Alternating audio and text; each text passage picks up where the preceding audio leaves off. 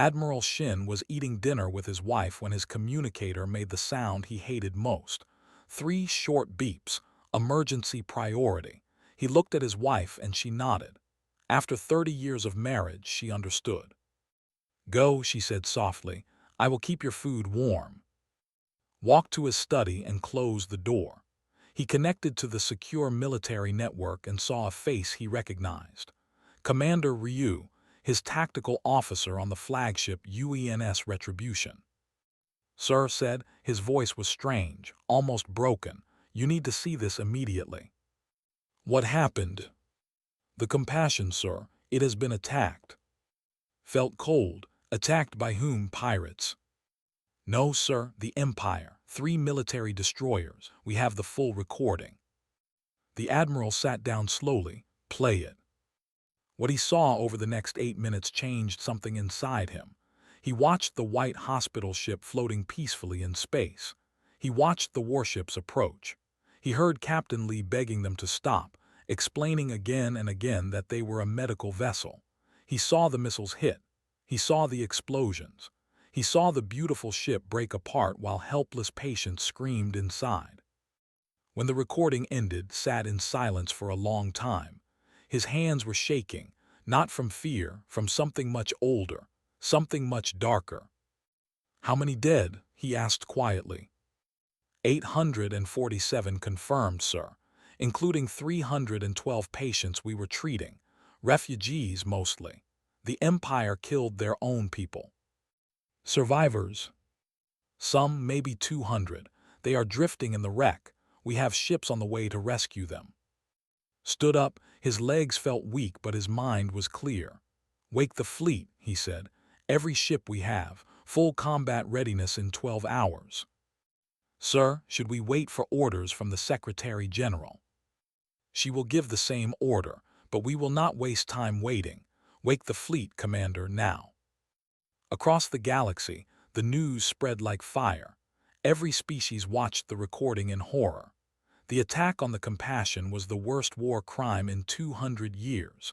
Even enemies in the bloodiest wars had respected hospital ships. It was the one rule that made civilization possible. And the had broken it. On the damaged Compassion crawled through dark corridors filled with smoke. Her left arm was broken. Blood ran down her face from a cut on her forehead, but she kept moving. She had to find survivors. "Hello," she called out. "Can anyone hear me?" A weak voice answered from somewhere ahead. "Here, we are here." Climbed over fallen beams and broken walls. She found a small group of people huddled in what used to be a storage room. 3 nurses, 2 patients, and Dr. Park. They were all injured but alive. Doctor felt tears of relief on her face. "You survived." Looked up, her white coat was covered in blood. Most of it was not her own. "Thank goodness. How many others have you found?" "Not many. The lower decks are completely destroyed, I think. I think most of them are gone." Closed her eyes. She thought of little Blue, the child she had promised to protect. The child had been in the intensive care unit, the unit that took a direct hit. "We need to keep moving. Find any survivors we can. Help will come." "How do you know help will come?" "Because Earth knows what happened, and Earth will not forget." Back on Earth, Secretary General Han stood before a wall of screens in the crisis center. She had watched the recording 4 times. Each time, she felt the same cold fire building in her chest. Around her, military advisors and diplomatic staff waited for her orders. "The Galactic Assembly is calling for an emergency meeting," one advisor said. "They want us to pursue diplomatic solutions." "Diplomatic solutions," repeated the word slowly. "Tell me, what diplomatic solution exists for murdering 800 people on a hospital ship?" No one answered. "Prepare my address. I will speak to the Assembly in 1 hour, and contact Admiral Shin. Tell him his fleet has full authorization." Ambassador Moon was already at the Assembly Hall when the Secretary General's message arrived. She had been answering questions from worried alien diplomats all morning. Everyone wanted to know what Earth would do. Everyone feared the answer. The ambassador, a tall creature named, approached her with a nervous expression. "Ambassador Moon, I want you to know that this attack was not authorized by our government. It was the action of rogue commanders." Looked at him with cold eyes. "Your destroyers, your missiles, your soldiers, and you call them rogue. We will punish those responsible ourselves. There is no need for conflict. You had your chance to prevent conflict. You chose to fire on children in hospital beds instead, turned away. There will be consequences, Ambassador, not punishments that you choose, consequences that we choose." An hour later, Secretary General Han appeared on every screen in the assembly hall. Her face was calm, but her eyes burned with something ancient and terrible. "Distinguished members of the Galactic Assembly," she began, "you have all seen the recording. You have all witnessed the crime. 847 souls were murdered on a vessel marked with the sacred symbols of healing. Among the dead were aliens we had sworn to protect. Among the dead were our own children, our doctors, our nurses, who gave their lives trying to help others." She paused. The hall was silent. "Some of you have asked what Earth wants. You have asked if we will accept apologies, if we will negotiate reparations, if we will let the Galactic Assembly handle this matter." Leaned forward slightly. Her voice dropped to almost a whisper. "They did not attack our soldiers. If they had, we would understand war. Wars happen, soldiers die. We accept this." Her eyes found the ambassador in the crowd. "But you attacked our hospitals. You killed our healers. You murdered patients in their beds. And this tells us something important about you. It tells us that you understand nothing about humanity." The hall seemed to grow colder. "When you attack our soldiers, you get war. When you attack our hospitals," she straightened up, "you get something else entirely." On military bases across human space, sirens began to sound. Ships that had been resting for years came alive with power. Crews who had trained for decades finally received orders they had hoped would never come. The human fleet began to move. At the assembly, delegates from dozens of species watched in fear. They had always known humans were dangerous. Humans came from a death world, a planet of predators and poison and extreme weather. But humans had always been peaceful. They had chosen diplomacy over war, trade over conquest, medicine over weapons. Now something had changed. Ambassador Moon received a message on her personal device. She read it and then looked at the ambassador one last time. "Your commanders thought we were soft," she said quietly. "They thought our kindness was weakness. They thought that because we chose peace, we were incapable of war." She put away her device. They were very, very wrong. Far away, the battered Compassion drifted in darkness. Dr. Park sat with the few survivors, waiting for rescue. She held the hand of a dying nurse and whispered words of comfort. The nurse's name was. She was only 25 years old. "Did we save them?" asked weakly. "Did we save the refugees?" Felt tears running down her face. "Yes, dear, you saved many of them. You did good work. You should be proud." Smiled slightly, then she closed her eyes and stopped breathing. Sat in the darkness, holding her hand, and thought about the universe. She thought about how hard humanity had worked to become healers instead of warriors. She thought about all the lives they had saved across the galaxy. She thought about how they had repaid that kindness. And she thought about what was coming next. Earth had answered medical emergencies for 200 years. Now Earth would answer this one. But the medicine would be very different. Commander stood on the bridge of his destroyer and watched the stars. 3 days had passed since the attack on the hospital ship. 3 days of waiting. 3 days of growing fear. His superiors had called the mission a success. They had said that destroying the human medical vessel would send a message. It would show that the Empire was not afraid of humans. It would prove that the galactic conventions were just words on paper. But was beginning to wonder if they had made a terrible mistake. "Commander," his sensor officer called out. "We are receiving reports from the border stations. Human ships are gathering." "How many ships?" The officer checked his screen. His 4 hands were shaking slightly. "All of them, sir." Felt his blood turn cold. "All of them? That cannot be right. Check again." "I have checked 3 times, Commander.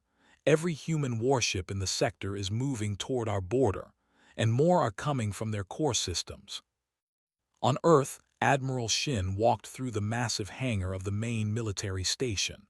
Around him, thousands of crew members prepared their ships for departure. The air hummed with energy and purpose.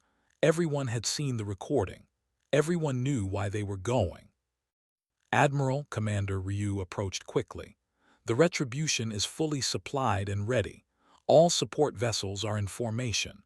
We can leave within the hour." "Good. What about the other fleets?" "The 5th Fleet is already at the border. The 2nd Fleet will arrive in 18 hours. The 7th Fleet is coming from the outer colonies. They will be there in 2 days." "Nodded. And our special weapons?" Ryu lowered his voice. "Loaded and ready, sir, but I hope we do not need them." "So do I, Commander, so do I." The special weapons were something humanity had never used. They had been built long ago, during the dark years when humans first left Earth.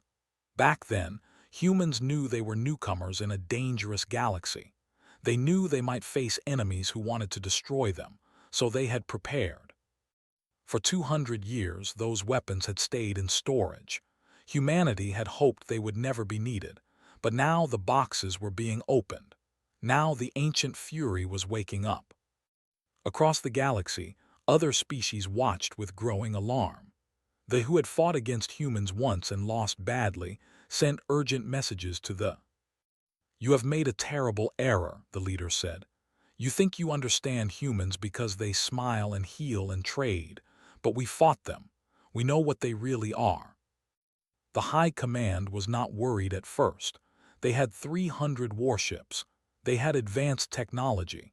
They had been winning battles against other species for centuries. "The humans have maybe 100 ships in this sector," one general said. "We outnumber them 3 to 1. "Numbers are not everything," another general replied nervously. "Have you read the war reports?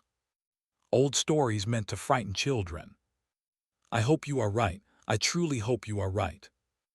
On the bridge of the Retribution, Chief Gunner ran final checks on the main weapons. She was a small woman with sharp eyes and steady hands. Her grandmother had served on one of the first human warships. Her mother had trained her since childhood. War was in her blood. But she had never wanted war. None of them had. Humans had learned long ago that war was wasteful and painful, that building was better than destroying, that healing was nobler than killing. Still, sometimes you had to fight. Sometimes there was no other choice. "All weapons online," reported. "Targeting systems calibrated. We are ready, sir." Commander Ryu nodded. "Lock onto the border stations, but do not fire until we receive the order." "Understood, sir. What about civilian targets?" "There will be no civilian targets. Ever. We are here for justice, not revenge. The people who ordered the attack will answer for their crimes, but innocent will not be harmed." Felt proud when she heard this. This was why she served. Not just because humans were strong, but because they tried to be good, even in anger, even in grief. Pilot sat in his fighter and stared at the photo attached to his control panel. His sister smiled back at him. She had been a nurse on the Compassion. She had been only 19 years old. Now she was gone. "Little sister," he whispered, "I am coming, wait for me." The hangar doors opened and his squadron flew out into space. 36 fighters, each one carrying enough firepower to destroy a small city. They formed a perfect formation and headed toward the border. Behind them came the larger ships, destroyers, cruisers, carriers, battleships. The human fleet stretched across space like a steel river. At the front flew the Retribution, the largest warship humanity had ever built. And still more ships were coming. In the capital city of the Empire, panic was beginning to spread. Citizens watched the news and saw the human fleet gathering. They saw the recordings of their own military attacking the hospital ship. They heard their government's lies falling apart. They said it was a weapons ship, one citizen said. But the recording shows hospital beds, operating rooms, patients. They killed children, another added. Human children and our own children, what have we become? Commander received new orders from the High Command. He was to hold his position at the border and prepare to fight. But as he looked at the sensor readings, he knew that fighting was impossible. The human fleet was already larger than his entire battle group, and more ships kept arriving. "Sir," his officer said quietly, "some of our own commanders are refusing to fight. They say they will not die for a war crime." Closed his 4 eyes. He had followed orders. He had attacked the hospital ship because his superiors told him to. He had believed them when they said it was necessary. Now he understood the truth. They had awakened something terrible, and it was coming for them. Secretary General Han received the final reports from Admiral Shin. The fleet was in position. All weapons were ready. The moment of decision had arrived. "The ambassador is requesting emergency talks," an aide reported. "He says they are willing to discuss terms." Looked at the star map on her wall. She saw the hundreds of human ships waiting at the border. She thought of the 847 people who would never come home. She thought of Dr. Park and the survivors, still being treated for their injuries. She thought of all the times humanity had chosen peace. "Tell the ambassador that talks will come later," she said. "First, we have a lesson to teach." She pressed the communication button. Admiral Shin's face appeared on screen. "Admiral, you have your orders. Begin the operation." "Understood, Madam Secretary. It will be done." The signal went out. Across the border, human ships powered up their weapons. Fighters launched from carriers. Targeting systems locked onto military installations. The moment had come. But even now, humanity showed restraint. The first targets were not cities or civilian stations. They were military command centers and weapons platforms. Strategic targets that would end the war quickly and save lives on both sides. Because humans were not monsters, they were not conquerors, they were not destroyers. They were doctors forced to become soldiers. They were healers carrying weapons. They were the kindest species in the galaxy, showing everyone why kindness required strength. And as the first missiles flew, the galaxy learned a lesson it would never forget. Do not mistake gentleness for weakness. Do not confuse mercy with fear. Do not think that because humans choose peace, they cannot choose war. And never, ever attack their hospitals. The Retribution crossed the border first. Admiral Shin stood on the bridge and watched the defensive line appear on screen. He felt no joy, only cold purpose. "All ships," he said calmly, "you may fire when ready." The darkness of space filled with light. The first defense station fell in exactly 47 seconds.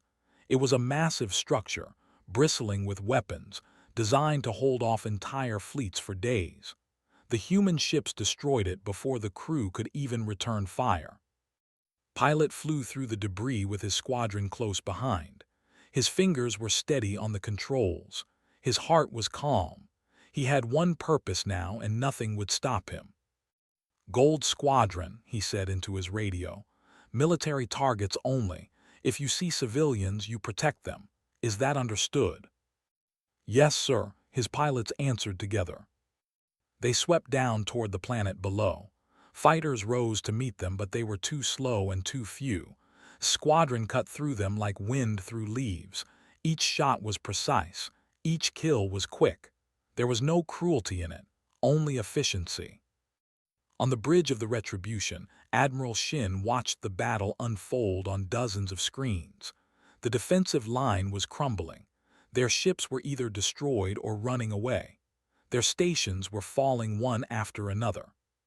"Sir," Commander Ryu reported, The third fleet is retreating toward their inner systems. Should we pursue? No, let them run. Our target is the commanders who ordered the attack, not common soldiers following orders.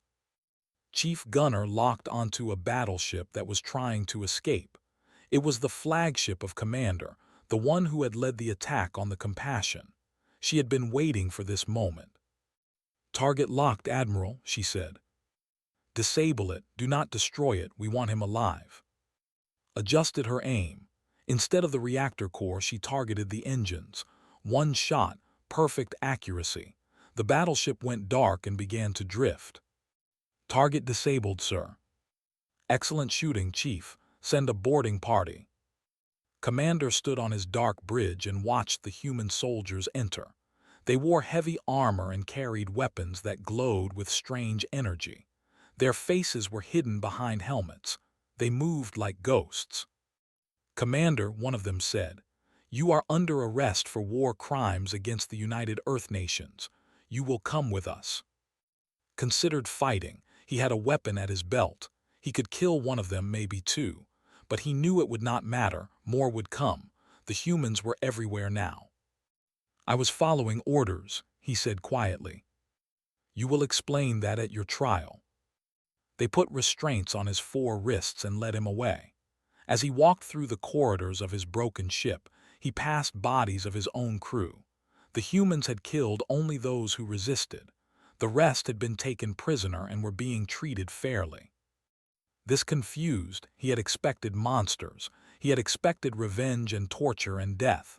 Instead, he found soldiers who followed rules, who showed restraint, who were angry but controlled. "Why?" he asked his escort. "Why are you not killing everyone?" The human soldier stopped and turned to face him. She removed her helmet, revealing a young woman with tired eyes. "Because we are not like you," she said simply. "We came here for justice, not slaughter." Across space, the same scene repeated itself. Human ships destroyed military targets with terrifying precision. They captured commanders and officers who had participated in the attack. They protected civilians who fled the battle zones. The galaxy watched in amazement. They had expected the humans to burn everything, to take revenge on the entire species, to become the monsters that their enemies had tried to create. Instead, they saw something different. They saw fury with purpose, anger with limits, power with restraint. The leader sent another message to his people. "Do you see now?" he said. "This is why we surrendered when we fought them. Not because they were cruel, because they were not. They had every reason to destroy us and they chose not to. How do you fight an enemy like that?" In the capital, the High Command finally understood their mistake. They had believed their own propaganda about humans being soft and weak. They had thought that attacking a hospital ship would make humans afraid. They had been completely wrong. "We must surrender," one general said, "before they destroy everything." "Never," another shouted. "We still have ships. We can still fight." "Fight what? Have you seen their fleet? They have weapons we have never encountered. Ships that move faster than anything we have. Soldiers who can fight without rest for days. We cannot win this war." The argument continued, but it did not matter.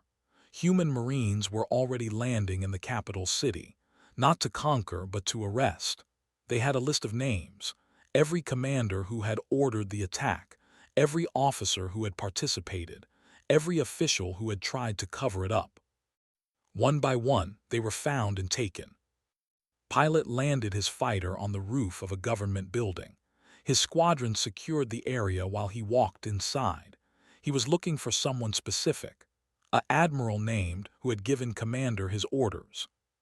He found the admiral hiding in a basement room.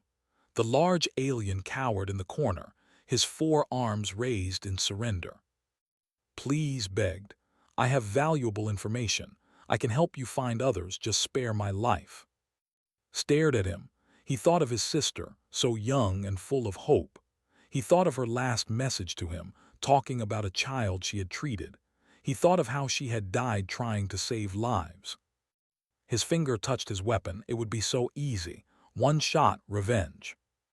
But then he remembered what his sister had believed in, what all humans believed in, that every life had value, that justice was not the same as revenge, that being good was more important than feeling good. He lowered his weapon. "You will face trial," he said. "Like all the others, justice will decide your fate, not me." Was taken away in restraints, stood alone in the empty room and allowed himself to cry, for his sister, for the people of the compassion, for everything that was lost. But when he walked back to his fighter, his head was high. He had done the right thing. His sister would have been proud. The battle for space lasted only 3 days. By the end, every military commander involved in the attack was in custody. The fleet was neutralized. The Empire's ability to make war was gone. But the civilian population was mostly unharmed. Cities still stood. Families still lived in their homes. Children still played in their streets. Admiral Shin addressed the people through their own broadcast system. His face was tired but calm. "People of the Empire," he said, "we did not come here to destroy you. We came here for justice. Your military commanders attacked a hospital ship and killed 847 innocent people. They broke the most sacred law of civilized species. They will answer for their crimes." He paused. "But you are not your commanders. You are farmers and workers and teachers and children. You did not fire those missiles. You did not make those decisions. We have no quarrel with you." Secretary General Han appeared beside him on the screen. "The war is over," she said. "Now the healing can begin. We will help you rebuild what was damaged. We will work with your new government to establish peace. And we will show you something that your leaders forgot." She looked directly into the camera. "Mercy is not weakness. It is the greatest strength of all." Across the worlds, people watched in stunned silence. They had expected annihilation. They had received forgiveness. In the ruins of a military base, a young soldier sat and cried, not from fear or pain, but from shame. His species had attacked a hospital ship, and the humans had responded by protecting his family. "Why," he whispered to no one, "why are they so kind?" He did not understand yet, but he would. In time, the whole galaxy would understand. Humans were not kind because they were weak. They were kind because they were strong enough to choose kindness, strong enough to hold their fury in check, strong enough to see enemies as people. And that was the most terrifying thing of all. 6 months passed. The galaxy slowly returned to normal. Trade routes reopened. Diplomatic missions resumed. Life continued as it always did. But some things had changed forever. Commander stood in the great hall of the Galactic Assembly, his 4 hands bound in ceremonial chains. Around him sat representatives from every species in the known galaxy. They had come to witness justice. The trial had lasted 3 weeks. Every piece of evidence was examined. Every witness was heard. Every argument was made. And now the verdict was ready. "Commander," the head judge announced, "you have been found guilty of war crimes against humanity and the galactic community. You ordered the attack on a clearly marked hospital ship. You killed 847 innocent beings, including patients you were supposed to protect. Do you have anything to say?" Looked around the room. He saw the human delegation sitting quietly. He saw Dr. Park among them, her face calm and unreadable. He remembered that she had against him. She had spoken without anger, without hatred, just truth. "I was wrong," he said finally. "I believed what my superiors told me. I thought I was serving my empire, but I was only serving fear and lies. I am sorry. I know it means nothing to the dead, but I am sorry." The sentence was life imprisonment on a neutral station. He would spend the rest of his days thinking about what he had done. Some said it was too lenient. Others said it was too harsh. But it was justice, and that was what mattered. Admiral and 15 other high-ranking officers received similar sentences. Their names would be remembered forever as examples of what happened when civilized beings forgot their humanity. After the trial, Secretary General Han announced something that surprised everyone. Earth will not seek reparations from the people, she said. We will not punish ordinary citizens for the crimes of their leaders. Instead, we will help them rebuild. We will send doctors and teachers and engineers. We will show them a better way. The ambassador wept when he heard this. He had expected his people to be crushed. Instead, they were being lifted up. Why? He asked Ambassador Moon later. Why do you help us after what we did to you? Looked at him with gentle eyes. Because hate creates more hate. Pain creates more pain. If we crush you now, your children will grow up dreaming of revenge. But if we help you, they will grow up dreaming of peace. That is how we break the cycle. On Earth, they built a memorial garden for the crew of the Compassion. 847 white stones stood in neat rows under a crystal dome. Families came to visit and remember. Children came to learn about sacrifice and duty. Admiral Shin visited the memorial alone on a cold morning. He walked slowly between the stones, reading names he had memorized. He stopped at one stone and knelt down. Captain Lee, he said quietly, I hope we made you proud. We got justice for your crew, but we did not become monsters. We stayed true to what you believed in. He placed a single white flower at the base of the stone. Then he stood up and walked away. Had recovered from her injuries and returned to duty, but she was no longer on a hospital ship. She had been promoted to chief medic of a new vessel, a very special vessel.